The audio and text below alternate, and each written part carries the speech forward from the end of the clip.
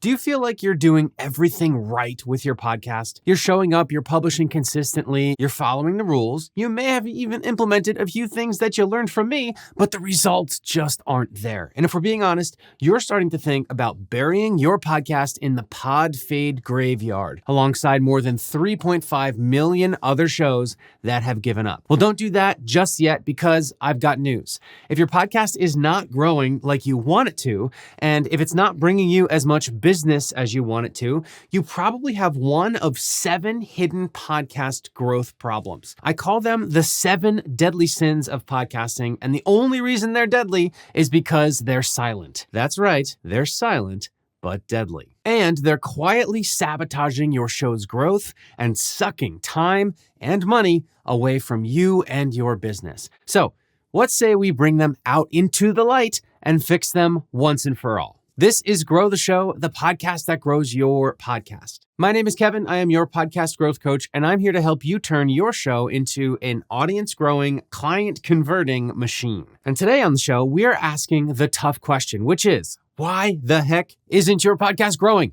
And what is really standing in the way? I'm going to share with you the 7 most common and costly mistakes that I have seen in my 5 years serving over 500 podcasting entrepreneurs. And even the talented, consistent, and driven ones have made these same mistakes. Here's what you're going to learn today. Number 1, what the 7 deadly sins are. Number 2, how to know if you're committing any of them. And number 3, what to do in order to stop committing each one so that your show can finally start growing. And I'm even going to tell you about a podcast that had grown an audience of 4 million people, but couldn't generate any sales because they committed one of the 7 deadly sins. You're going to want to hear what that was. So if you're ready to stop spinning your wheels and start making your podcast actually work for you, stick around to this episode of Grow the Show. Let's get to it. After auditing hundreds of shows, I see the same 7 issues over and over and over again.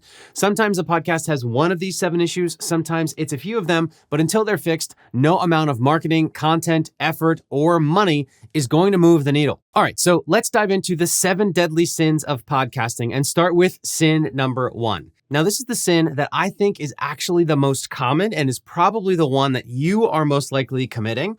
But if that's true, don't feel bad, because I have seen this sin committed by people who have audiences in the millions. And just to give you one example, there is a famous author that I worked with last year. And it was one of those rare times where I had a sales call book on my calendar and I saw the name and I was like, no way. Is it this person's name? And sure enough, it was. I got on the call and asked this person about what they were doing. And they were saying, like, I have written multiple best-selling books. I have invested in content. I know what I'm doing. I know what I'm talking about, but I just cannot get my podcast to grow. And I said, okay, I have good news for you. Your podcast is great. You are famous, which usually helps. But the problem is when somebody sees your podcast and they look at the title and the artwork, they have no idea what it means. Suffice it to say, this person named the podcast after themselves, where if this person would have named the podcast after what the podcast is going to do for its listenership, what it's going to teach its listenership, what would be best is if he named the podcast after his famous best-selling book. So that's what we did. I said, all you need to do is adjust the name of your show because you have a brand that people know about. They just don't know your name. So this person changed the name of their show to be about their best-selling book, and wham, they started getting podcast downloads.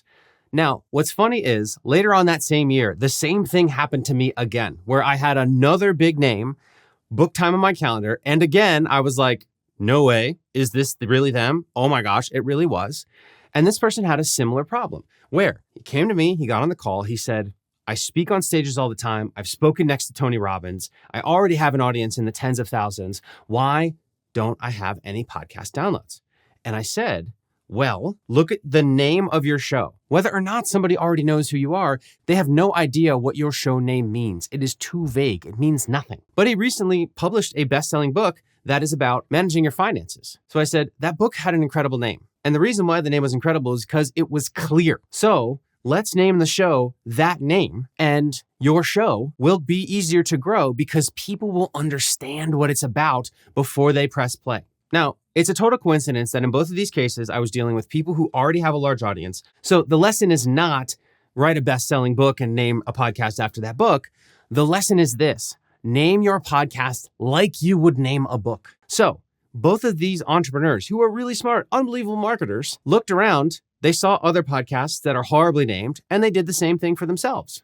So they developed what I call a clarity problem. It was not clear what their show was about. So a total stranger who saw their podcast feed for the first time would see it and instantly not know anything, so they would not listen. You want to make it so that when someone sees your podcast for the first time in their listening app, they immediately know what they're going to get out of the show, regardless of whether or not they know who you are. And that is the key. Virtually every entrepreneur that I work with who has had some business success, their business is doing over $20,000 a month or more, they have named a show horribly. They've either named it after themselves and nobody knows who they are, or they named it after their company and their company name doesn't mean anything, or they named the show something just vague or not interesting. So podcast deadly sin number 1 is having a clarity problem. You need to make the branding and the premise and the positioning of your show super clear. If you don't do that, nobody's going to listen to the show ever, no matter how great your marketing tactics are. That brings us to podcast deadly sin number 2. Podcast deadly sin number 2 happens when the product or service that your business sells is different than the topic of your podcast.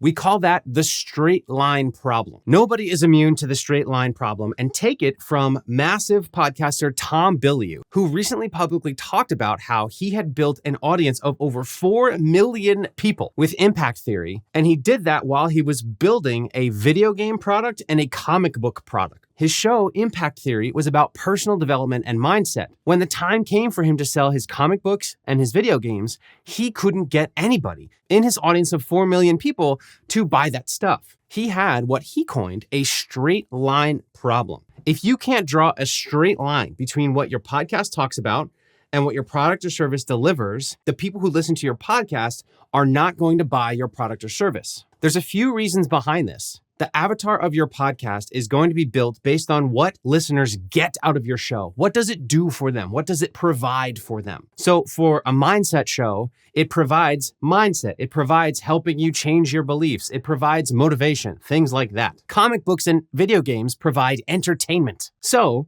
Tom Bilyeu had an audience of 4 million people who were coming to him for motivation and mindset help, and he tried to sell them entertainment. Now, what does this mean for you? Well, a really, really common one that I see is entrepreneurs have a product or service and they launch a podcast that's about entrepreneurship, but their product or service is not about entrepreneurship. So they make a podcast that's let me interview other entrepreneurs about their story, and then they're trying to sell something like bookkeeping services or marketing services or something like that. If you want your podcast to generate sales, you need for there to be a straight line between what listeners get from your show and what they get from your products or services. It has to be the same thing. So that is the straight line problem. Problem number 3 is when your listeners press play on your episodes, but they don't stick around. In practice, what that means is they pull out their phone, they press play on your episode, they listen for a couple minutes, and then they pull their phone back out and they turn your episode off and they go listen to Joe Rogan or Amy Porterfield or Call Your Daddy or whatever it is, because you didn't keep them hooked. You didn't keep their attention. When that's the case, you have a retention problem. One of my most famous examples of this is when I worked with a previous client of mine. His name is Nate Palmer. When Nate came to me, he had a podcast that was getting 12,000 downloads per month, and he was doing everything under the sun to try and get that podcast audience to grow. And he was looking at his download episodes, and it was 12,000, 12,000, 12,000, 12,000 every single month. So he came to me and he said, Kevin, my show is stuck. I must not have the right growth strategy. I pressed play on his show and immediately knew, oh my gosh, you're losing everybody right out of the gate. Nate had a retention problem. He was good at getting attention, but he couldn't keep it. This is the one that is, I think, the most hidden, because what podcasters and entrepreneurs do, they look at their download numbers for every episode. And what they see is the same number every single episode, 200, 200, 200, 200. What they can't see is that it's not the same 200 people every single episode. It's 200 new people every episode. So every episode, 200 new people tune in, they press play, and they're like, and they go and they listen to another one of their favorite shows. Next week, 200 new people tune into the show. Same thing happens. They're like, I don't really want to listen to this. This isn't good. And they turn the show off. That is what we call a retention problem. What's cool about a retention problem is when you fix it, your show grows much faster, often without even changing your growth strategy, because you're already doing something to get new people to discover the show.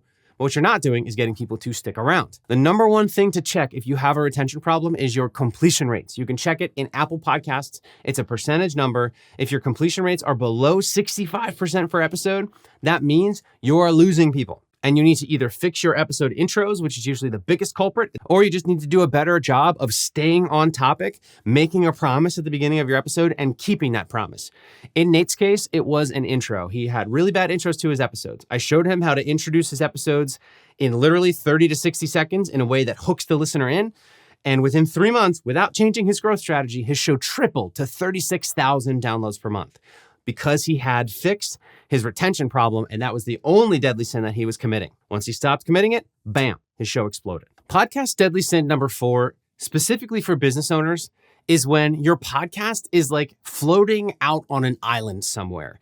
It isn't really tied into your business at all. You, as the entrepreneur and as the talent on the show, are spending tons of time and thought and energy and resources on this podcast, but the podcast is not bringing you leads, it's not bringing you sales, and it's not really even impacting social media growth or email opt-ins or anything else in your business. It's just this thing that's way out there on an island that you wish could play more of a role, but it's just not. This is what I call an integration problem. There's a client that I'm working with right now who came to me and said, what the heck, my show isn't growing. And when I dug into her business a little bit more, what I discovered was that she was working on her podcast by herself, not really much with her team. She had one person helping her edit the show, but then she had another person who was doing her social media and was not talking with the podcast person. And she had another person who was doing her ads and email, and that person wasn't really talking to the social media person. So in this client's case, she had all these different marketing strategies on different islands, and none of them were really working together, and she wasn't getting any momentum. And the problem with that is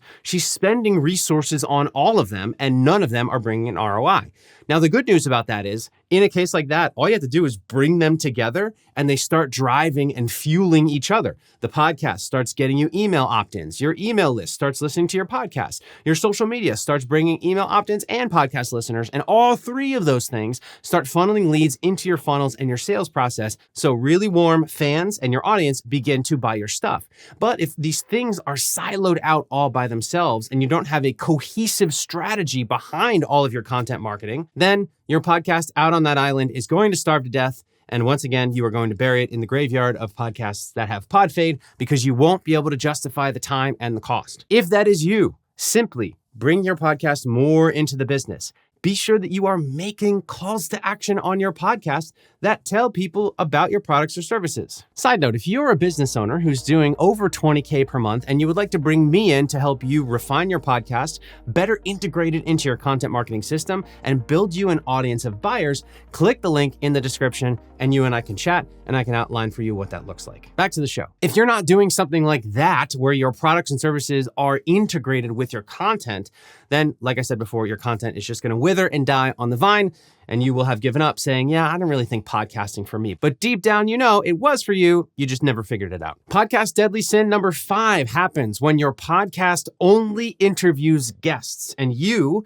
as the founder and the expert of your business, spend all of your time hyping up other experts. Yes, number 5 is what I call an authority problem. I was just speaking with an entrepreneur the other day who came to me and who is really, really good at what he does. He owns a marketing agency.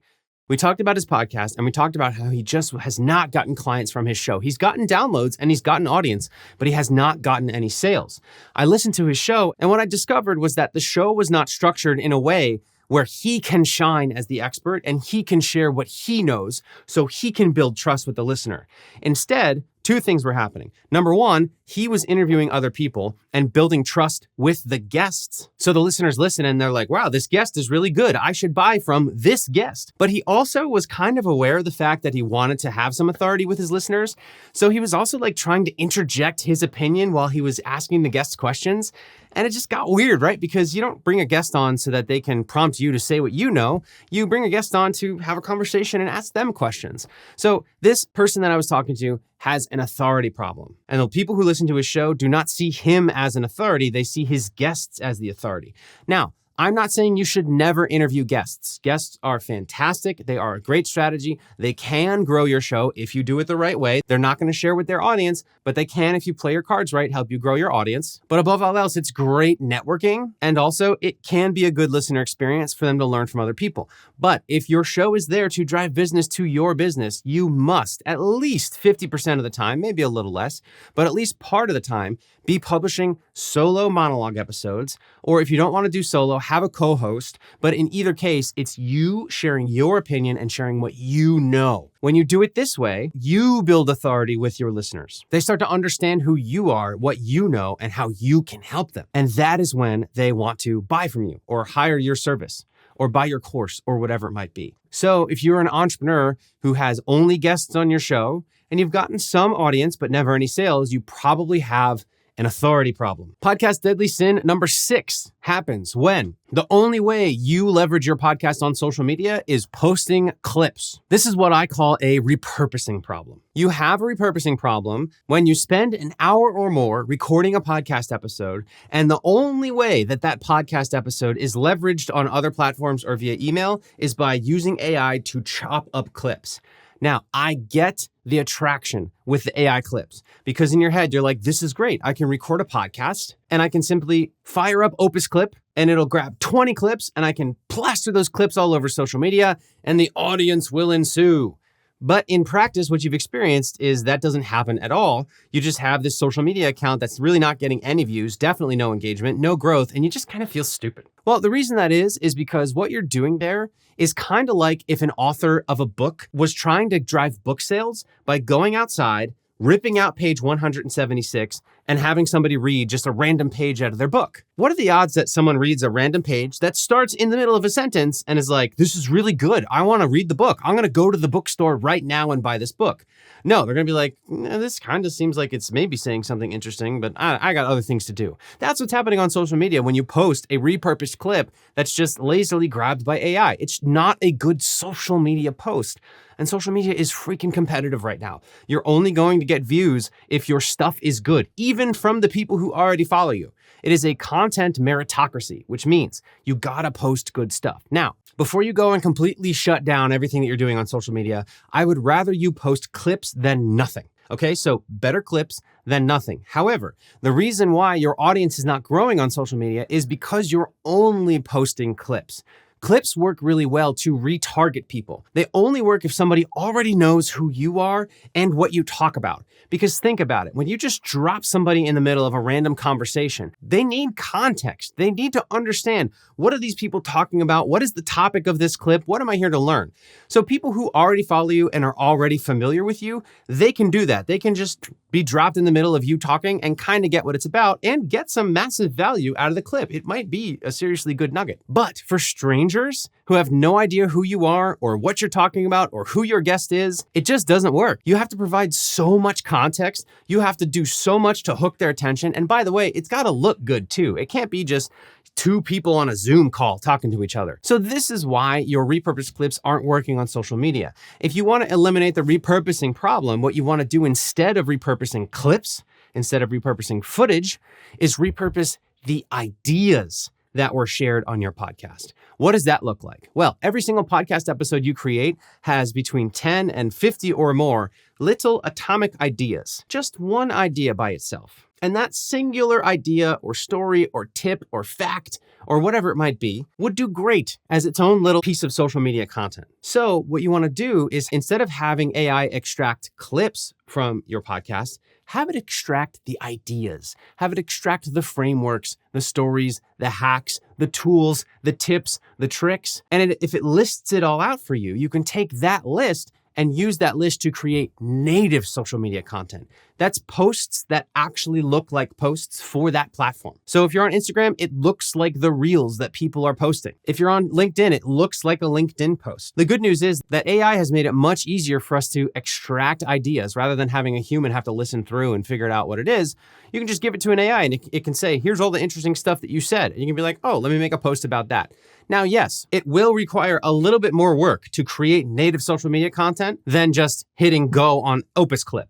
So yeah, it's not going to take you no time. But the good news is you can create a system around this, and you can use AI, automations, and your team to help make this really, really easy for you. So that's number 6. The last deadly sin of podcasting is the one where I say, okay, if you have resolved 1 through 6, then yes, it's time to talk about growth. And that's because podcasting deadly sin number 7 happens when you don't do anything elsewhere to market your podcast. If you publish a podcast episode on the internet and put it on Apple and Spotify and sit around and wait for people to listen, that's kind of like putting your phone number in the phone book and sitting around and waiting for people to call you. Audio podcasting at the time of this recording does not have a really great algorithm like the other platforms do, like Instagram, TikTok, YouTube, and all the other social media platforms.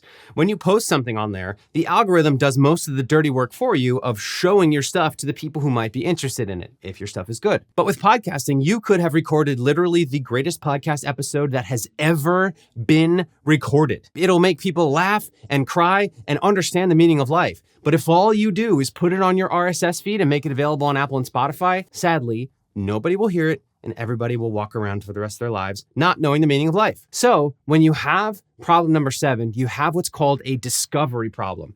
And for those of you podcasting OGs, we've been talking for years about how podcasting has a discovery problem. But here is how you solve the discovery problem. All of the ways to grow your podcast audience boil down to 3 high-level strategies. High-level strategy number 1 is outbound. You literally cold DM or cold email or even cold call or hand out flyers on the street, and you're just boots on the ground, hand-to-hand combat, telling people about your show. For Grow the Show, the first 6 months, that is what I did. I emailed 1,000 people a day, and I DM'd 100 people a day on LinkedIn for 6 months. That is how I initially grew this audience. Now, if you don't want to do that, there's 2 other ways to grow your audience online. The second way is way easier now than it was when I launched Grow the Show in 2020, and that is algorithmically. And what I mean by that is when you grow your podcast algorithmically, that means that you pick one algorithm to get really good at. Pick one of YouTube, LinkedIn, Instagram, TikTok, X, Threads, Facebook, or any of the other social media platforms. If you pick one of them and say, for the next 90 days, I'm going to publish every day. If you're on YouTube, it can be once or twice a week.